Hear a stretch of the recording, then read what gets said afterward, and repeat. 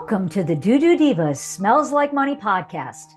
I'm your host, Suzan Chin Taylor, CEO and founder of Creative Raven, the firm that helps wastewater industry contractors and manufacturers unlock the power of digital marketing, AI, and PR to boost sales and opportunities. Whether it's through our online marketing and lead generation programs or providing a fully outsourced marketing department, we are passionate about helping businesses in the wastewater and civil infrastructure sectors not just survive, but thrive in today's digital world. Each episode, I'll be bringing you expert tips and strategies to help you grow and succeed. Let's dive in. Well, hello, everybody, and welcome to this week's episode of the Doo Divas Smells Like Money podcast. Today, we are continuing our series and conversation with John Grizz Deal of X Water. That's IX Water. I messed it up the first time. It's not IX Water. It's not 9 water like the Roman numeral. It's X Water, which is very, very interesting. And today, welcome back to the show, Grizz. But today we're going to be talking about PFAS and the idea of trapping it or trashing it. Now, PFAS, the forever chemicals, everybody that's in this sphere of wastewater, whether it be, municipal sewer service contractor, industrial waste, wastewater treatment, pre-treatment, we're all talking about the forever chemicals. The regulations are kind of coming down. We all know they're almost like vultures. The regulators are starting to circle, they're starting to circle. But here's the real problem. Everybody knows that something has to be done, but there isn't a consensus. I mean, there's a lot of technology coming out that looks like, okay, we've got a way to eradicate it. But it just seems like with all of this coming to the forefront, what do we actually do about them? With all of this new technology, in our last episode, we talked about adoption and people bristling about new things and things that promise the moon, but maybe don't deliver. It looks great in the lab, but in a real world instance, it just couldn't perform. That there's a lot of promising technology, but again, we have to settle on what is the right approach, what is the right technology for dealing with this. And so, Grizz, we talked about that the stakes are they're going to get harder because the regulations are coming, but the industry is not completely ready. But you at X Water have found a solution for that because you're trying to get ahead of that curve so that people can be prepared. And so I'd like you to share with us what you and your team are working on there for practical, scalable solutions to deal with this problem that makes sense. So first of all, regulation tends to, especially environmental regulation, start at the state and flow up to the feds. And I think, especially given the current administration, we're not going to see any new PFAS regulations for the next few years from the EPA. But I do know that even local communities are making regulations, right? And so that's where it starts. The same thing happened with recycling, aluminum and paper. The same thing happened with gasoline standards. One state starts it, before you know it, the feds are now endorsing it. So this will happen with PFAS too.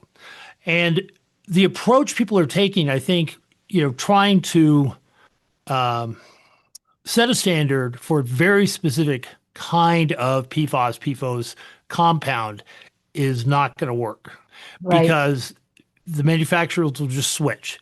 And that's maximize revenue, right? Maximize profitability for the shareholders. Right. Their job is not to serve society, unfortunately. Their job is to make as much money as possible. So if we outlaw one compound, they're going to switch compounds or add another fluorine molecule to it, and we're off to the races.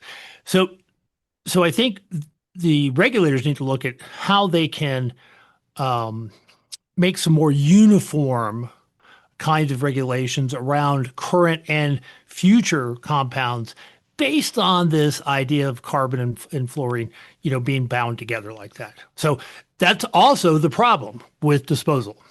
Now, I can trap, iron all day. And if I concentrate that iron, and I've done this personally, it comes out as dust out of one of our machines, and I can hold it in my hand and I'm fine. You can't do that with these so-called forever chemicals. In fact, we don't even have a lab here at Water capable of dealing with PFAS for analysis. Everything has to go out. So it just goes to show you how dangerous these compounds are. So breaking that bond and where you break it to minimize cost, which means more positive impact, right? You lower the cost, people are going to do it more. That's really the controversy. And we've kind of decided that trying to break the bonds locally at a water source is too energy and capital intensive. And so what we favor is trapping the compounds. Maybe it's just a reduction of even 10 to 1 of the amount of water. In our case, it's a lot more than that. But then taking the saturated media and the reject out of a system to a centralized destruction facility, because then the capital is focused, right? We do this with trash. Why? Right. If a landfill's got runoff that's got PFAS in it, it doesn't make a whole lot of sense to store it and wait for somebody with a big truck and, some kind of magic arc of electricity that's going to come in and break a bond. What you want to do is create a centralized facility and contain the potential damage. It's the same idea behind nuclear power reactors too, right? We're going to sacrifice this piece of real estate, and it's a very small area compared to the people and the land that it serves. It doesn't mean we're sacrificing anything in the case of PFAS, but it does allow for these more capital intensive bond destruction units, BOND destruction units, to actually make a living, and again, to maximize their own profit. So one of the medias we've developed traps long chain PFAS. We're working on another one for short chains. And the cost of the media is so cheap that, and it does such a good job of trapping these compounds, that you can then take that to a centralized facility and burn the media and break those bonds. So there's the destruction, because I was going to ask you the question a lot of people are asking, is it, why is destroying this so difficult and so expensive? And that you're sharing with us and explaining there's a big difference between destroying it versus capturing it. Yeah. Yeah, a lot of you can do a lot of, now there are ion exchange systems and some ion exchange speeds that have been trained, and then they can recharge in the field, which is great. They usually have to use something like methanol, and then they've got to distill the methanol to get back their stripper. So I think if we come up with the question is, are we trying with all these things that are coming to light? It's that, are we trying to solve the wrong part of the problem first?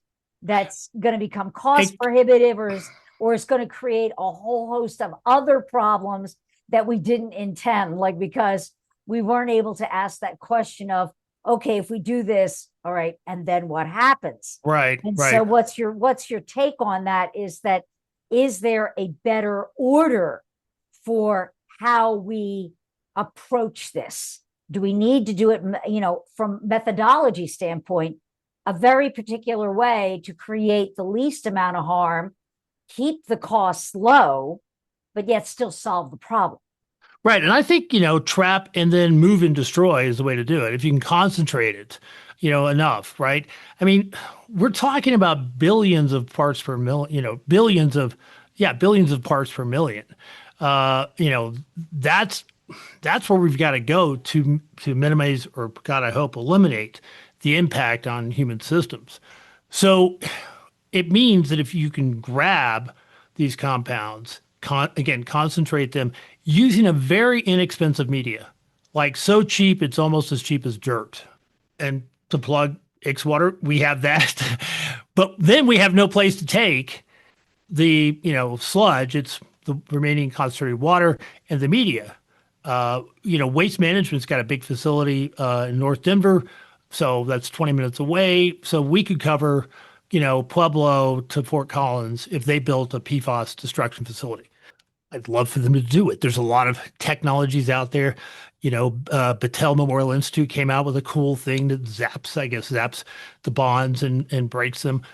But dragging that around to every landfill is kind of a silly idea. Hmm. Putting one in a central facility and having special, just like we do with hazardous waste, specialized training, specialized, Hmm. movement of the concentrated wastewater and whatever media you used, and then you take it to a place that's got the right kind of Right. personnel, that's got the capital equipment to do it, and it still may cost you, a buck per gallon.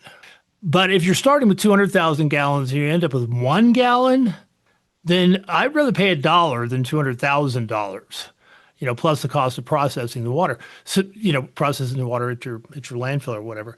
So there's ways to do this. And I think in the beginning, as with lots of technical advancements, people were really focused on how do I get this done? Right. We'll worry about cheap later. And so it set them on a certain path. Right. And destroying these bonds it has to happen. It's the only way you can get rid of these particular class of compounds. And so where you destroy the bond, that's the key. And doing it in a distributed fashion, to me, one of the times, I'm a distributed power guy, I'm a distributed water treatment guy, but I think concentrating the least amount of waste possible into a facility that can do it for thousands of people is a great idea. Yeah, that does make sense. So that process of capturing it, what does that look like in a real world application? Well, in our case, and again, we don't use ion exchange media. We have a proprietary media that we develop that's extremely cheap. It's cheaper than activated carbon, cheaper than certainly any kind of IX beads you would get. It's got high absorption ratios, meaning that the physical structure can take on a lot of the contaminated particles, and it's very inexpensive. Sort of, it's dollars per cubic foot. Okay. Whereas a lot of this other media is hundreds of dollars per cubic foot of media. And so, this is one case where recharging in the field, if you look at it from my previous discussion, it doesn't make sense because it's just too expensive to recharge in the field. Cost prohibitive, right? Yeah. So let's take it to a centralized facility. PFAS is a little bit different. And the neat thing is, if you do PFAS trapping in advance, then the rest is just straight wastewater treatment. You've got metals left over, hydrocarbons left over, whatever. Right. Let those guys flow through the PFAS reactor in a system like ours, then you're going to lower your overall cost of treatment too. Excellent. So I want to shift gears a little bit here because when we talk about, issues that we're dealing with, because PFAS isn't the only problem when we're talking about water, is that you've got a produced water crisis. And we talked about this offline that, it's a massive issue because many of the disposal wells are starting to fill up. And so we're running out of places to put that water. And so you discussed with me offline that there are some things that are coming to the forefront. Maybe they're already here that give us an alternative or maybe something to help us with this produced water crisis other than disposal wells. And I'd like you to, share a bit on that. Okay. So just so that everybody gets the level set, when you bring up oil or gas out of the ground, you're going to bring up a bunch of water. Yep. In fact, in older wells like Texas and California, it's almost all water. And un poquito, a very little amount of oil or natural gas. And so and a lot of these guys in Texas, West Texas, they're like, I don't drill for oil. I drill for water and hope there's some oil mixed in with it. So they create a ton of water. It's called produced water. I call it formation water because I think it's more accurate. You didn't produce it. The planet did. You just brought it up out of the formation. Well, traditionally what they do is they'd go, a couple miles away from whatever they were, the field they were in, drill a well 2 miles deep. It's called a class 2 well from the EPA, and then throw that water down it.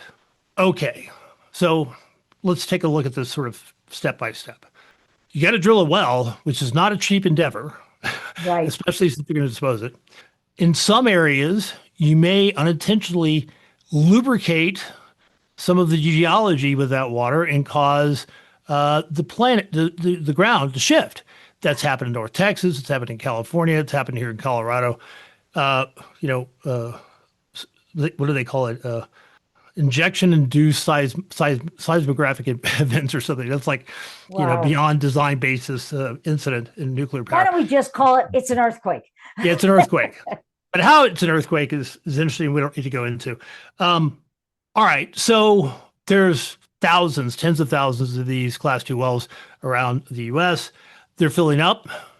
Over time, it gets harder to shove more water down in the well because of back pressure and other things. And so you might spend a couple $1 million to drill a well, and it turns out it's performing at 10% of what you thought it was going to do. So you've got all this water. Now in the West, we can build lined ponds, put it out in the sun and evaporate most of it, and it'll concentrate the contaminants in this produced water. But this produced water's got everything that's in oil and gas. It's got metals, heavy metals, radioactive materials. It's full of hydrocarbons, since that's what you're after. So, it smells like gasoline. That's the benzene smell you get. And none of that's good for anybody.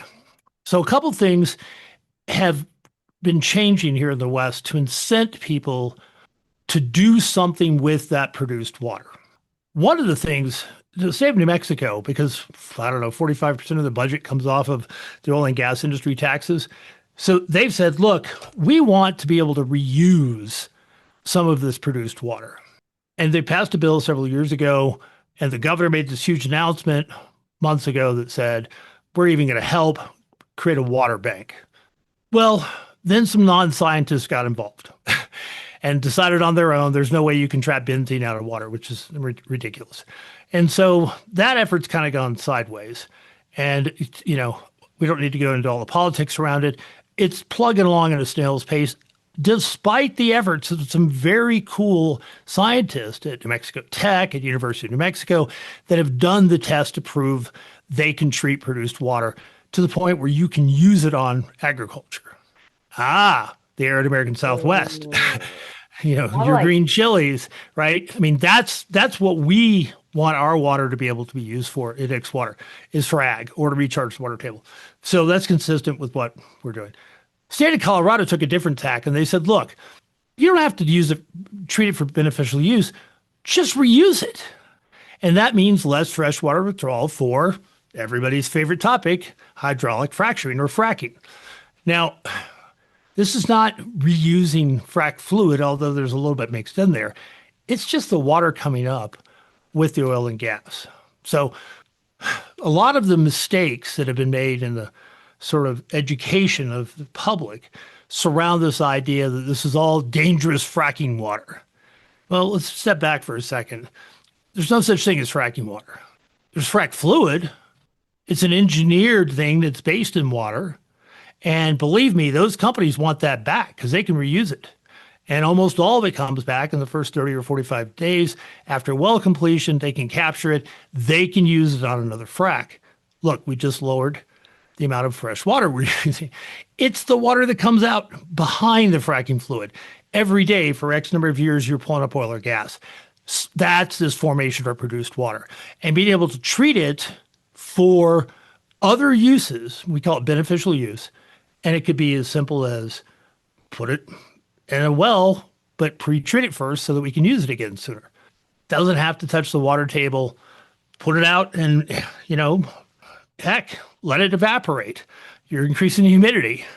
But ultimately, we'd like to be used for agriculture because getting a discharge permit, and some crops can handle more salt than others. And, there's a lot of complexity involved in this.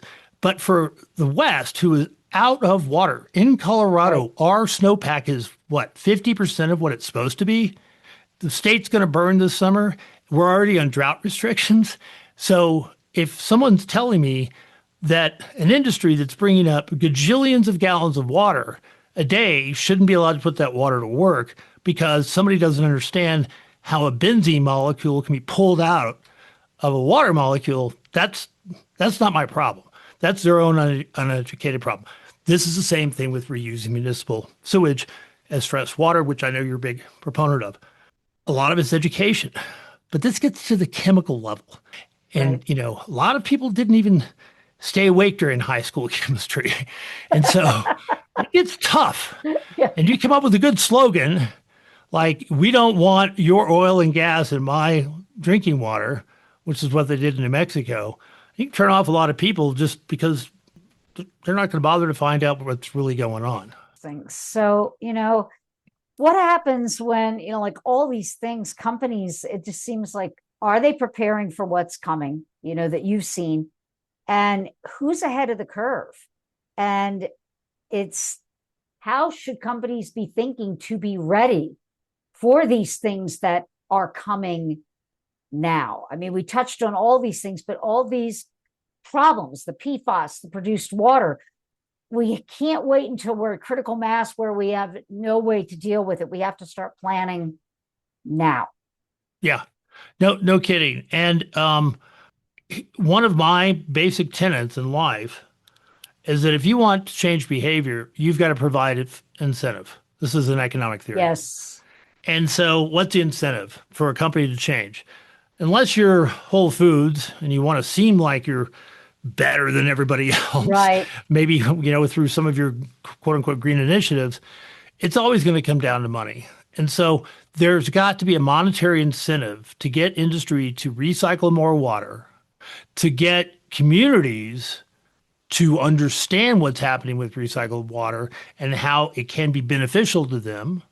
There's a learning process there, but it's going to come down to money. And so I hate to say it, but that's kind of how we got our early customers. We go for the throat. We're like, okay, you've given me this chemistry. You've told me you're spending this $1 million a year on your wastewater. Here's the CapEx on a system from us. Here's the OpEx. We're going to save you 70, 80% on your total cost of water. Wow. Okay. It's almost incredible, as in not credible. So we have to prove it to them until we get more people. Too good to be true. Yes, it does look too good to be true. But a lot of things look too good to be true. If somebody walked up to me, I'm one of those Apple Newton guys from 95, I think it was, and said, okay, this is what you're going to have in your hand in 30 years. I'd be like, no way. There's no way you can do that. That's a phone and it has access to the internet. No way you can do that. Now we take it for granted. So, infrastructure takes forever to get moving. Tech is already rounding home base, and infrastructure is tying on their laces. So we got to take a little bit more proactive approach with this, and you can do it with smaller operations. That's why, there are municipal wastewater and municipal drinking water problems we can solve. But man, I do not have the patience for a 10-year planning cycle. Right? I want to go in and 6 months is long enough, and that's what it takes to sell a machine from us. And so being able to go in and solve their problem and do it quickly and then get out of their way is what you want if you're trying to introduce new technology. And you talked about industrial and it being monetary, which is a perfect segue into what we're going to be talking about in our third and final segment of this series, is that with water shortage and industry needing access to fresh water. Right. As the water is becoming less, or it's becoming more and more scarce, guess what's going to happen? The cost of accessing that water is going to go up because there still needs to be enough water for the general public and consumption for our, come on, we need it to live. Water is life. And so with that, water is going to become a very expensive proposition if we don't start reusing it or finding ways to reuse it in industry. And so that's what we're going to be talking about in our third and final episode. And so based on what we were talking about today and your thoughts on PFAS and produced water and those subjects for that reuse and treatment, how can people get in touch with you, Grizz, to learn more about what Water is doing on that front? Pretty simple. Just go to ixwater.com, and there's several ways to reach our engineers at our company. We don't have sales guys. We decided we don't like sales guys. So we have a bunch of engineers who help solve problems. Excellent. Well, Grizz, thank you for, this. It's an eye-opening conversation we're having here today about industrial wastewater and probably things that, we need to shake the pot up. We need to shake I use Stir that the one pot, way. shake the Shake the tree. We need to shake the tree. and stir We the need to pot. shake the Yes. tree and stir the pot. You got where we're going with this, because we do need to start thinking about this, because I think we've all assumed that water is this infinite resource, and clearly it's not. Well, it is getting scarcer, and I don't want to get to the point where water costs what gasoline costs today, but Ooh, we're heaven forbid. charging to it pretty fast right now. All right. Well, thank you, Grizz, and thank you, audience, for tuning in. And please catch us on our next episode, where we continue the conversation with Grizz about reuse or run out. So until next time, keep it flowing. Thanks for tuning in to today's episode. If you're ready to take your marketing to the next level and start increasing sales and opportunities for your business, reach out to us at Creative Raven. We're here to help you thrive in the digital landscape. Visit creativeraven.com or click the link in the show notes below to schedule a call and learn how we can support your growth. If you enjoyed the insights on today's episode, be sure to hit subscribe so you'll never miss an update. Until next time, keep growing and keep it flowing.